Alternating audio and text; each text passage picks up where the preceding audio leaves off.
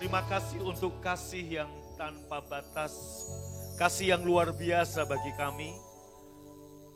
Siang ini Tuhan sampaikan firman-Mu, beri kepada kami pewahyuan Kristus, bukakan pengertian yang baru kepada kami, berikan roh hikmat dan wahyu untuk kami boleh mengenal Tuhan dengan benar.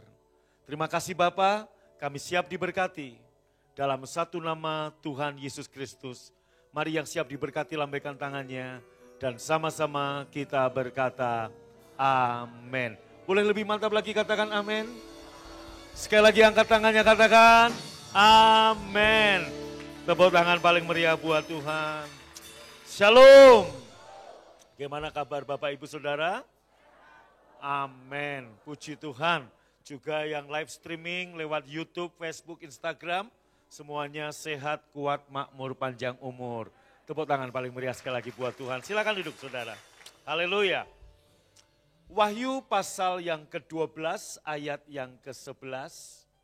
Sebelumnya, mumpung belum lupa, Happy Pentakosta. Ya, selamat hari Pentakosta. Saudara, 2000 tahun lalu Roh Kudus turun atas 120 orang murid di loteng Yerusalem. Hari ini kita memperingati hari Raya Pentakosta, perjanjian baru. Baik, saya akan baca dari Wahyu 12 ayat 11. Dan mereka mengalahkan dosa. Dia ini iblis, dia ini juga dosa. Oleh darah anak domba dan oleh perkataan kesaksian mereka. Bagian A saja kita baca. Mari saya mengajak Bapak Ibu membaca bersama-sama. Kata mereka kita ganti dengan kata kita, dan kata dia kita ganti dengan kata iblis atau dosa. Baik, 1, 2, 3.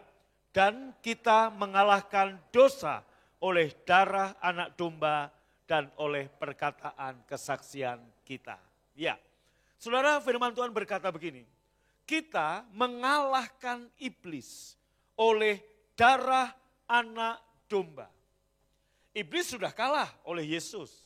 Tapi ayat ini berkata kita dalam kehidupan ini mengalahkan iblis dengan apa? Darah anak domba. Maka kenapa setiap hari dalam masa-masa ini kita perjamuan Tuhan. Saya di dalam nama Yesus memercikkan darah Yesus buat seluruh jemaat.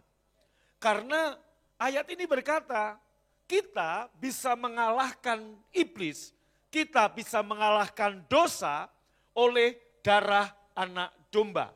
Dan, perhatikan, bukan hanya titik tapi koma. Dan oleh perkataan kesaksian kita. Amin. Saudaraku, pertama oleh darah anak domba, yang kedua oleh perkataan kesaksian. Bahasa asli dari perkataan kesaksian ini adalah proklamasi atau deklarasi. Kita tahu betapa dahsyatnya, betapa powerfulnya deklarasi, betapa powerfulnya proklamasi. Saya beri contoh Indonesia, Pak Soekarno dan Hatta, 17 Agustus 45 memproklamasikan kemerdekaan bangsa ini. Apakah waktu itu musuh tidak ada? Masih ada. Ada Belanda, ada Jepang, tetapi pada waktu Soekarno-Hatta memproklamasikan, dengan ini kami bangsa Indonesia merdeka. Maka sejak itu Indonesia mengalami perubahan sampai hari ini. Hal yang sama, waktu saudara dan saya mendeklarasikan perkataan kesaksian, memproklamasikan perkataan kesaksian, maka perubahan metamorfosa sampai akhirnya menjadi metanoia. Metanoia ke metamorfosa, setiap hari dalam hidup kita mengalami perubahan. Katakan amin. Nah, saudaraku, deklarasi atau perkataan atau proklamasi kesaksian yang mana yang Tuhan mau? Yang harus kita sesering mungkin kita deklarasikan. Ternyata saudaraku, ada 2 deklarasi dalam hidup yang harus sesering mungkin kita ucapkan. Ada 2 proklamasi yang sesering mungkin ibu, bapak, saudara, dan saya terus perkatakan. Apakah deklarasi yang pertama? Deklarasi yang pertama adalah memberitakan, memproklamasikan Yesus telah mati untuk saya dan untuk saudara. Amin. Dan deklarasi yang kedua adalah memproklamasikan Yesus bangkit dan hidup buat saya. Bukan hanya mati, tapi dia bangkit dan hidup buat saya. Nah, saudara, mari kita lihat, saudara. Dengan cara bagaimana kita mendeklarasikan, memproklamasikan kematian Tuhan. Dalam 1 Korintus 11 ayat yang ke-26. Ya, waktu saya terbatas, maka saya langsung baca bagian-bagian poin penting. Tapi nanti mungkin minggu-minggu depan atau besok-besok saya akan share bahan khotbah ini yang komplit, saudara. Ya, dalam 1 Korintus 11 ayat 26 dikatakan demikian. Sebab setiap kali kamu makan roti ini dan kamu minum cawan ini. Baca sama-sama. Aha, baik saudara. Sekali lagi Tuhan mau Anda punya perkataan kesaksian. Tuhan mau Anda mendeklarasikan, memproklamasikan kesaksian. Perkataan kesaksian mana yang harus kita proklamasikan sesering mungkin, saudaraku. Dan ini powerful sekali. Ternyata perkataan kesaksian yang pertama adalah memproklamasikan kematian Yesus. Dengan cara apa kita memproklamasikan kematian Yesus? Dengan cara kita ambil perjamuan Tuhan.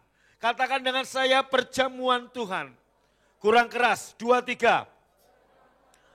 Dengan kita mengambil perjamuan Tuhan, kita makan roti dan minum cawan ini, kita mendeklarasikan, kita memproklamasikan kematian Tuhan. Ingat Wahyu 12 ayat 11 tadi, iblis dosa kalah dengan darah anak domba dan perkataan kesaksian kita. Bapak Ibu, iblis sudah kalah. Betul, 2000 tahun yang lalu dia sudah kalah. Tapi dia belum dihukum untuk selama-lamanya. Dan dia masih menakut-nakuti saudara. Saudaraku, dan upah dosa adalah kematian. Nah, saudara, Wahyu 12 ayat 11 ini berbicara bagaimana Anda dan saya dalam kehidupan ini selalu mengalahkan dosa. Selalu mengalahkan iblis. Dengan apa? Dengan darah anak domba. Yang kedua, dengan proklamasi kesaksian kita.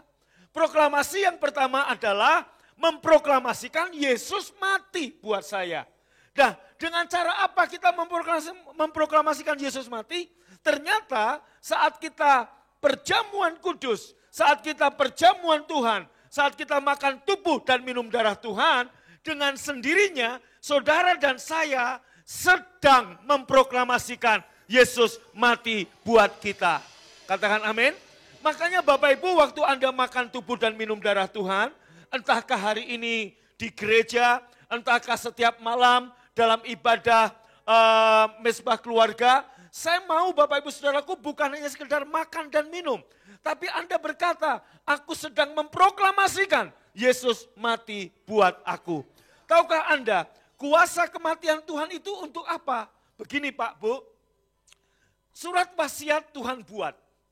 Dan surat wasiat itu akan sah kalau pemberi surat wasiat itu meninggal. Anda katakan ada seseorang, Anda punya opung, punya engkong, punya orang tua yang begitu kaya raya. Nah, dia memberikan surat wasiat kepada Anda. Saudaraku, bahwa dia mewariskan kepada Anda sekian juta US dollar. Nah, saudaraku, warisan itu atau surat wasiat itu akan berlaku kalau pemberi wasiat meninggal. Selama pemberi wasiat masih hidup, surat wasiat belum berlaku. Demikian juga kematian Yesus membuat wasiat itu berlaku buat saudara dan saya. Jadi waktu kita mendeklarasikan, memberitakan kematian Tuhan, dengan secara langsung juga kita mendeklarasikan kepada iblis, saya sekarang sudah terima warisan. Warisan dari kematian Tuhan untuk Anda dan saya apa? Keselamatan, kehidupan, kemenangan, kesembuhan, kesehatan, kemakmuran. Tepuk tangan yang mengerti, katakan amin. Amin. dengarkan saudara, waktu saya khotbah di ibadah kebangkitan, saya sudah sampaikan, kematian Tuhan, kematian Yesus di kayu salib menghapus dosa kita. Tapi kebangkitannya lah yang membuat kita benar-benar yakin kita selamat. Nangkap? Kematiannya menghapus dosa, tapi kebangkitannya lah yang menyelamatkan kita. Nah, saudara, ada dua deklarasi yang Tuhan mau Anda dan saya sesering mungkin ucapkan, sesering mungkin lakukan. Deklarasi yang pertama adalah mendeklarasikan kematian Tuhan. Dengan cara bagaimana? Sekali lagi, dengan cara Anda makan tubuh dan minum darah Tuhan Yesus. Saudaraku, 426 hari sampai hari ini kita lakukan ini. Sampai kapan Pak? Ini Tuhan menuntun. Sampai masa pandemi ini benar-benar selesai. Setelah itu kehidupan kembali normal. Terus apakah saya nggak boleh Pak di rumah bikin perjamuan sendiri dengan istri, dengan anak? Oh boleh, saya udah kasih petunjuk itu saudaraku. Ada alasan-alasan tertentu yang Anda bisa lakukan.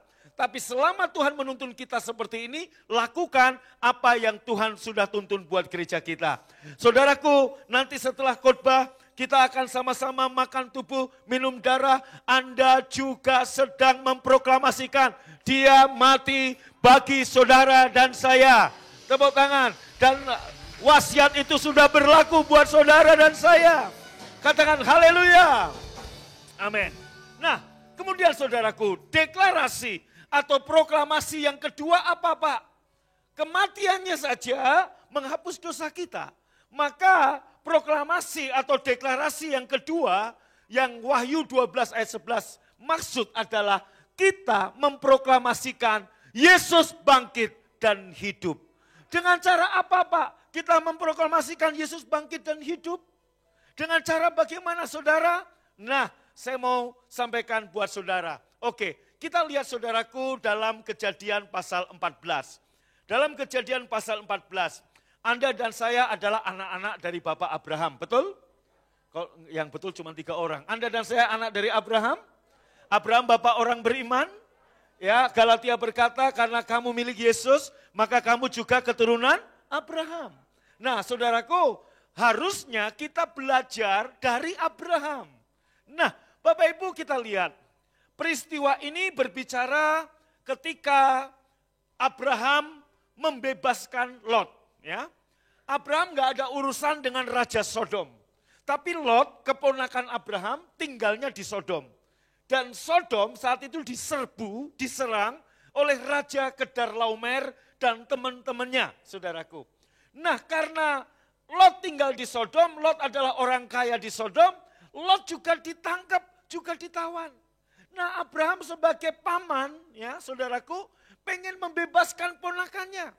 Maka Abraham juga saat itu adalah seorang raja, dia memerangi Raja Kedorlaomer. Tujuannya cuma satu, membebaskan Lot. Tapi sekaligus ternyata dia juga menolong Raja Sodom. Maka ayat ini berkata begini, setelah Abraham kembali dari mengalahkan Raja Kedorlaomer dan para raja yang bersama-sama dengan Kedorlaomer, maka keluarlah Raja Sodom menyongsong Abraham ke lembah Syahwe, yakni lembah raja. Perhatikan saya. Saudaraku, begitu Abraham mengalahkan Kedorlaomer yang mengalahkan Sodom. Ingat, saudaraku, hukum peperangan, raja yang menang akan merampas semua kekayaan raja yang kalah. Berarti kekayaan Raja Sodom semuanya diambil oleh Kedorlaomer. Nah, kemudian Abraham, saudaraku, menyerang Kedorlaomer. Tujuan Abraham adalah membebaskan Lot. Nah, Bapak Ibu, kemudian karena Kedorlaomer kalah, Raja Sodom, Kamsia, ngucapin terima kasih. Dia menyongsong Abraham di lembah Syahwe, saudaraku. Oke? Nah, mestinya ayat 18 melanjutkan cerita ini. Tetapi ternyata terpotong oleh satu cerita yang lain. Kita lihat ayat 18-nya. Melkisedek, saudaraku, ya, sementara Raja Sodom sedang menyongsong, saudaraku, belum ketemu, ada raja lain. Nah, bukan menyongsong, tapi membawa roti dan anggur. Ia seorang imam Allah yang maha tinggi. Bapak Ibu, Anda lihat, ini kisah yang lain. Kenapa sementara Raja Sodom sedang menyongsong, tiba-tiba Alkitab mencatat ada seorang raja yang lain. Namanya Melkisedek, Raja Salem atau Raja Yerusalem. Siapakah Melkisedek itu? Melkisedek adalah Allah sendiri. Melkisedek adalah Yesus sendiri. Kalau Anda membuka kitab Ibrani, kita akan dapatin bahwa Melkisedek adalah Allah sendiri. Nah Bapak Ibu, Yesus menjadi imam besar bukan berdasarkan peraturan hukum Taurat. Saudara dengarkan baik-baik, lihat saya dan semua yang ada di mimbar ini, kalau dalam perjanjian yang lama, dalam hukum Taurat, kami semua nggak bisa melayani di sini. Jangankan kami, Aser PPG nggak boleh kalau kamu bukan suku Lewi. Saudaraku harus suku Lewi yang boleh melayani. Itu aturan hukum Taurat. Tetapi kenapa sekarang kami semua bukan orang Yahudi, bukan orang Lewi, kok boleh melayani? Karena kasih karunia Tuhan. Nah Yesus itu suku Yehuda. Yesus waktu lahir sebagai manusia, dia suku Yehuda. Kok dia bisa melayani, kok dia bisa jadi imam besar? Berdasarkan bukan peraturan hukum Taurat, tapi peraturan Melkisedek. Jadi Melkisedek ini adalah Yesus sendiri. Tepuk tangan buat Tuhan Yesus dong, amin. Nah, Bapak Ibu, lihat baik-baik. Abraham baru pulang menang melawan Raja Kedorlaomer dan teman-temannya yang semuanya raja. Tentunya Abraham membawa pampasan perang yang begitu banyak. Sementara Abraham mau pulang, ada raja lain yaitu Melkisedek. Allah sendiri, Yesus sendiri. Ngapain? Membawa roti dan anggur. Tahukah saudara, perjamuan kudus pertama ternyata dilakukan oleh Abraham, saudaraku. Bapak orang percaya. Yesus memberikan roti, Yesus memberikan anggur. Ini adalah lambang. Di dalam Abraham ini lambang. Sebab faktanya saat Yesus wafat di kayu salib, tubuhnya dan darahnya diberikan untuk saudara dan saya. Mengerti? Tepuk tangan yang nangkap boleh, haleluya. Nah, saudara, Yesus memberikan roti dan anggur kepada Abraham. Artinya apa? Di situ saudaraku, Anda tahu bahwa yang tidak makan tubuh dan minum darah Tuhan nggak diselamatkan, betul. Abraham, saudaraku, diberi tubuh, diberi darah oleh siapa? Yesus sendiri. Ayat berikutnya kita lihat. Lalu setelah Anda makan tubuh dan minum darah Tuhan, dengarkan baik-baik, otomatis berkat ini menjadi milik saudara. Lalu Melkisedek memberkati Abraham. Katanya, diberkatilah Abraham. Kata kiranya itu enggak ada, saudaraku. Itu pemanis dalam bahasa Indonesia. Dalam bahasa lain, Yunani, Inggris, tidak ada kata kiranya. Diberkatilah Abraham oleh El Elyon, Allah yang maha tinggi, pencipta langit dan bumi.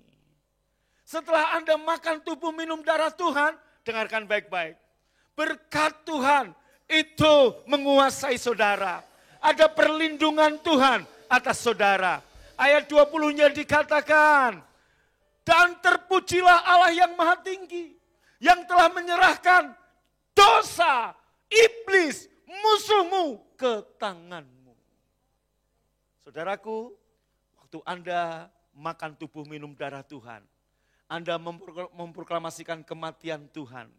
Pertama yang Anda dapatkan, diberkati. Yang kedua, perlindungan.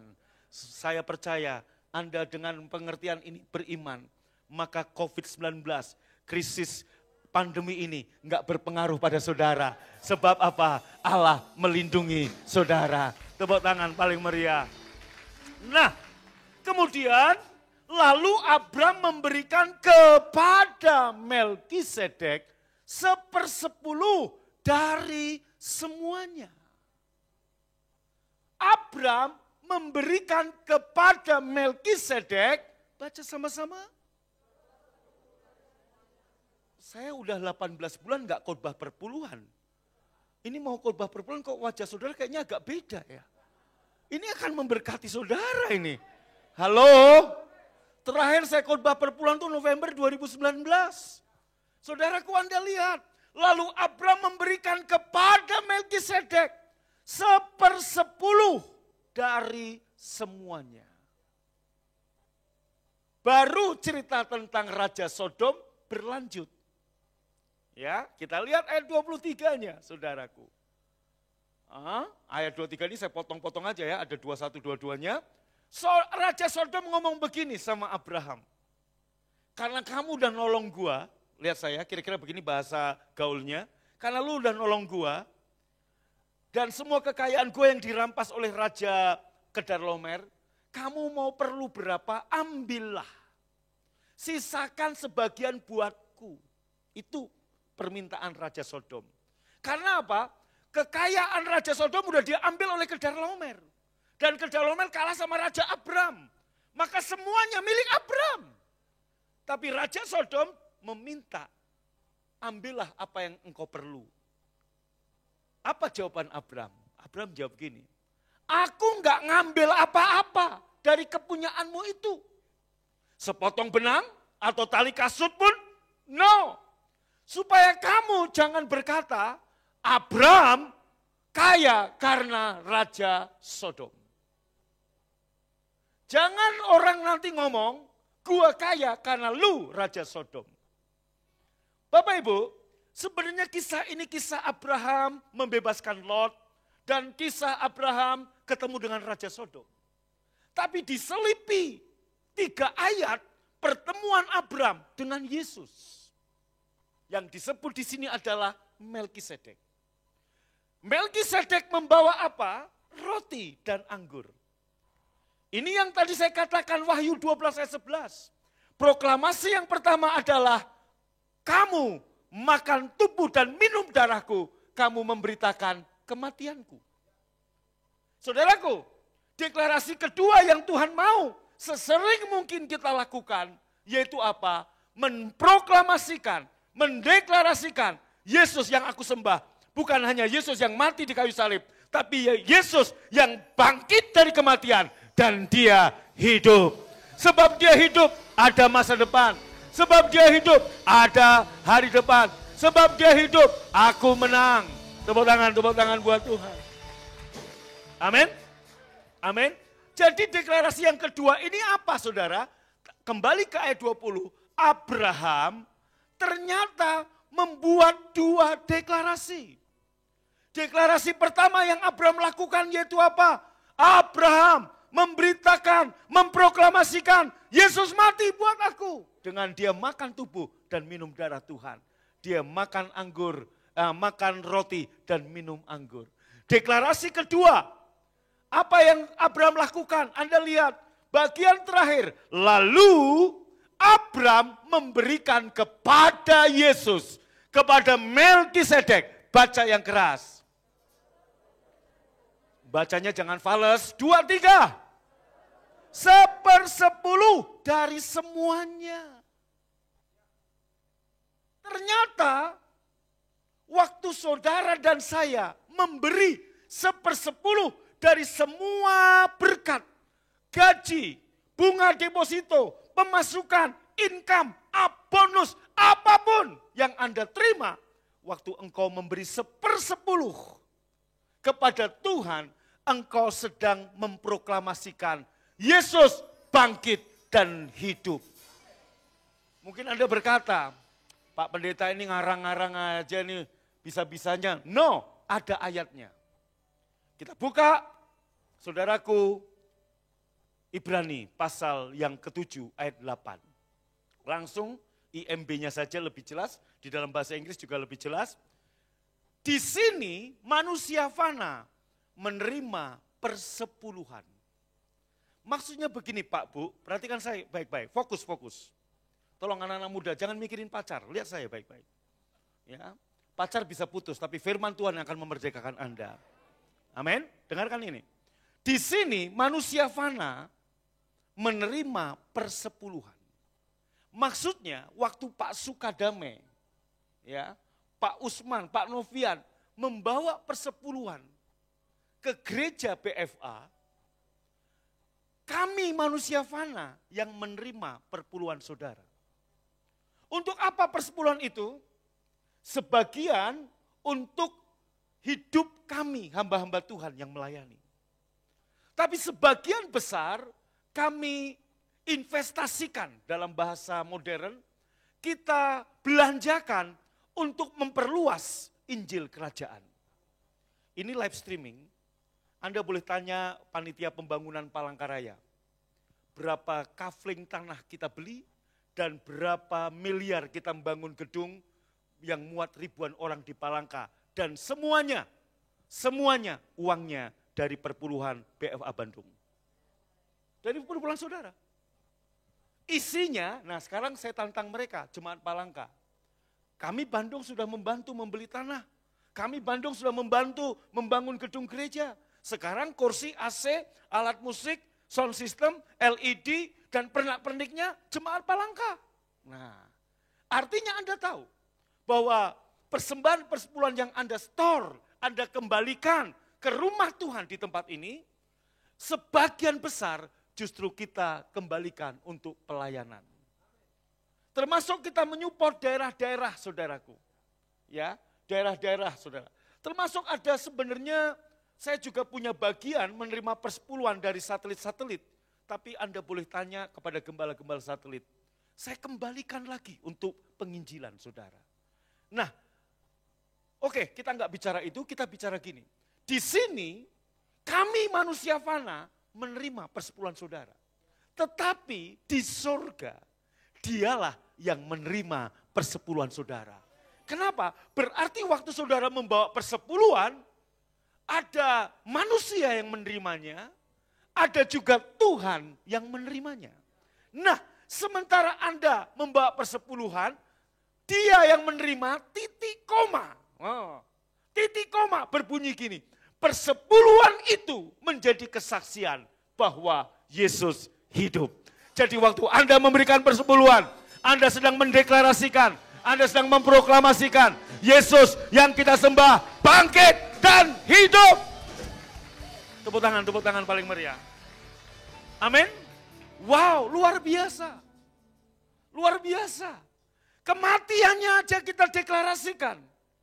Mujizat demi mujizat terjadi. Saudara, 426 hari kita makan tubuh, minum darah Tuhan, minum darah Tuhan Yesus. Berapa banyak mujizat terjadi di mana-mana. Kita makan tubuh, minum darah Tuhan. Kesembuhan, mujizat terjadi di mana-mana. Pemulihan terjadi di mana-mana. Saya nggak perlu saksikan lagi. Betapa lagi saat kita mendeklarasikan Yesus bangkit dan hidup. Anda bisa bayangkan mujizat apa lagi yang dia akan lakukan buat saudara. Waktu kita memproklamasikan Yesus hidup, Yesus hidup, Yesus hidup. Tepuk tangan buat Tuhan, katakan amin. Amin. Haleluya. Haleluya. Jadi jelas di sini. Wahyu 12 ayat 11 berkata, kita mengalahkan iblis. Kita mengalahkan dosa dengan darah anak domba dan dengan dua deklarasi ini sesering mungkin saudara. Berapa banyak yang paham, memahami? Boleh lambaikan tangannya?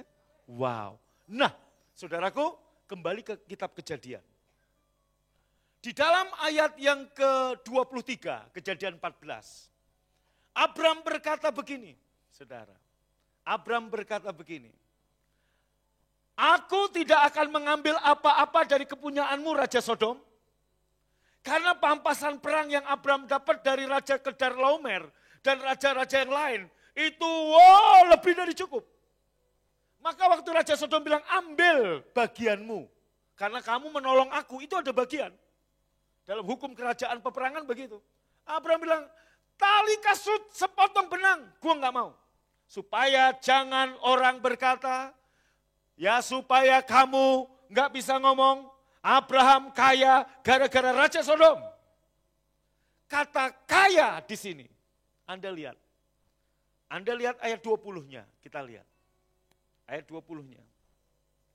Lalu Abraham memberikan kepada Melkisedek 1/10 dari semuanya. Bapak Ibu, ada makna yang luar biasa. Saya klik di Google kata kaya di ayat 23 dan kata 1/10 di ayat 20 ada kesamaan. Ternyata kata kaya dalam bahasa Ibrani itu aser, saudaraku. Aser yang bawah itu wealth, artinya wealth, makmur, kaya. Hurufnya begitu. Anda boleh nanti ditranslate, Anda bisa klik kaya, ya. Maka akan keluar bahasa Ibrani, Indonesia Ibrani, huruf seperti itu. Nah, kemudian saudaraku, kata kaya dalam Kejadian 14 ayat 23 itu aser. Sementara kata persepuluhan dalam Kejadian 14 ayat 20 itu maaser. Maaser. Berarti aser ada di dalam maaser. Abraham berkata begini, aku enggak mau pemberian Raja Sodom karena kekayaanku bukan dari Raja Sodom, tapi dari maaser. Abraham tahu waktu dia mendeklarasikan Yesus bangkit, Yesus hidup, maka otomatis kekayaan dari Tuhan menjadi milik Abraham. Yang mengerti boleh katakan amin. Tepuk tangan paling meriah, haleluya. Amin. Saudaraku, tanpa Abraham minta Tuhan buat aku kaya, enggak perlu. Abraham udah tahu. Kata aser ada di dalam maaser. Jadi saudaraku, waktu Abraham memberikan 1/10, di dalamnya mengandung ada kekayaan yang Tuhan beri. Saudaraku, Abraham tidak bermotif untuk minta kekayaan. Tapi Tuhan yang kita sembah, Tuhan yang hidup, dia tidak pernah mau berutang kepada Abraham, juga kepada saudara. Dia enggak pernah mau berutang. Apapun yang saudara lakukan dia akan bayar, dan bayarnya luar biasa. Nah, saudaraku, ada pertanyaan dari jemaat. Waktu saya mulai khotbah, kita harus berubah dari Old Covenant ke New Covenant. Kita harus berpindah cara berpikir dari perjanjian yang lama kepada perjanjian yang baru. Ada pertanyaan, Pak, kita sudah ada di perjanjian yang baru, kita sudah ada di kasih karunia. Apakah hukumnya wajib bagi kita memberikan persepuluhan? Pertanyaan yang menarik, pertanyaan yang bagus. Dan khotbah ini adalah jawabannya. Saudaraku, persepuluhan ada sebelum hukum Taurat ada. Bahkan saudaraku, hukum Taurat ada itu 400 tahun sebelum kisah Abraham membawa persepuluhan. Berarti ada dua versi persepuluhan yang jemaat orang Kristen, orang percaya bisa ikuti. Persepuluhan menurut hukum Taurat atau persepuluhan menurut kasih karunia Tuhan seperti kepada Abraham. Saudara, saya dulu mengajar kepada Anda persepuluhan hukum Taurat. Persepuluhan hukum Taurat adalah Anda memberi, Anda dapat hadiah. Anda enggak memberi, Anda dihukum. Itu hukum Taurat. Saudaraku, sifatnya adalah iming-iming dan nakut-nakutin. Dan saya deklarasikan, itu bukan Injil. Sebab Injil enggak nakut-nakutin. Injil enggak menghukum. Kalaupun Anda enggak memberi perpuluhan, Tuhan enggak menghukum Anda. Oh, amin. Saya ulangi lagi. Kalau dihukum Taurat, Anda enggak ngasih perpuluhan, Anda dihukum. Anda memberi perpuluhan, Anda dapat hadiah. Tapi dalam kasih karunia, Anda tidak memberi perpuluhan, Anda tidak dihukum. Amin. Aminnya senang banget ya. Haleluya. Halo? Nih saudaraku, sekali lagi begini. Ibadah kita, persepuluhan kita, hukum Taurat dan kasih karunia hanya beda di motivasi. Jangan anggap enteng motivasi. Sebab membunuh pun beda motivasi, beda hukuman. Kalau membunuh gaya sate sianida, hukumannya minimal 20 tahun. Betul? Lihat saya, jangan ngantuk. Shalom. Tapi saat katakan Pak Novian, Ada orang mukulin Pak Novian. Dikeroyok. Terus Pak Novian tiba-tiba saudaraku pas lagi terjepit, ada batu di situ. Diambillah batu itu sama Pak Novian, dipukulkan ke orang yang ngeroyok. Dan yang ngeroyok mati. Sama membunuh. Tapi saudaraku, Pak Novian bisa bebas dari hukuman. Kenapa? Karena Pak Novian membela diri. Betul? Nah, sama. Saudaraku, motif dalam ibadah hukum Taurat, memberi dalam ibadah hukum Taurat, dan kasih karunia juga berbeda. Abraham memberi persepuluhan tidak ada motif untuk hukuman ataupun hadiah. Kita lihat saudaraku, hukum Taurat, orang Israel bawa persepuluhan karena ada berkat dan kutuk. Next. Kalau memberi, ada berkat. Kalau tidak memberi, ada kutuk. Ayatnya di mana bro? Maleakhi 3 ayat 10. Waktu kamu memberi persepuluhan, maka Tuhan membuka tingkap langit untuk memberkati kamu berlimpah-limpah. Tapi jika kamu tidak memberi, maka belalang pelahap, belalang pengirik, belalang pelompat, belalang pindahan akan memakan habis hasil milikmu. Ulangan 28 juga mengatakan, kalau kamu melakukan dengan benar, melakukan dengan baik segala perintahku, maka berkat ini menjadi bagianmu. Tetapi jika engkau tidak melakukan dengan setia, kutuk ini akan mengejar engkau kemanapun engkau pergi sampai habis lenyap. Maka dalam hukum Taurat, Tuhan membalas dosa. Apalagi dosa okultisme. Kalau opungmu, nenekmu, engkongmu main perdukunan, main okultisme, Tuhan akan membalas sampai keturunan ketiga dan keempat.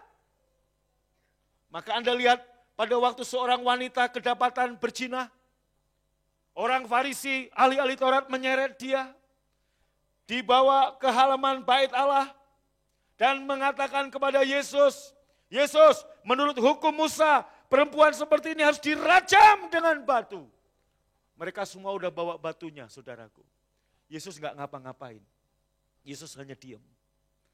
Kemudian karena mereka ngomong terus, Yesus berdiri dan berkata, silahkan lempari dia dengan batu.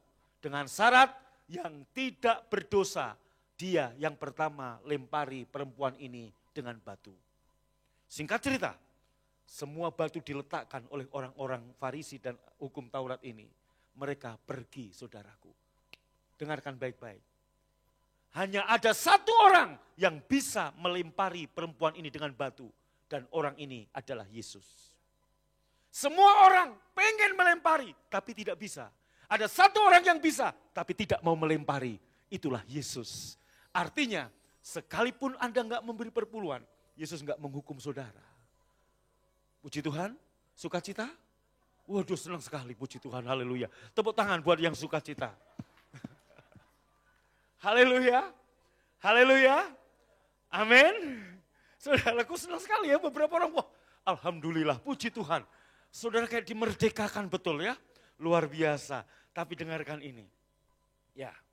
Terus dalam kasih karunia, kita membawa persepuluhan sebagai respon terhadap cinta, kasih, pengorbanan Yesus buat kita. Itulah yang Abraham lakukan. Amin.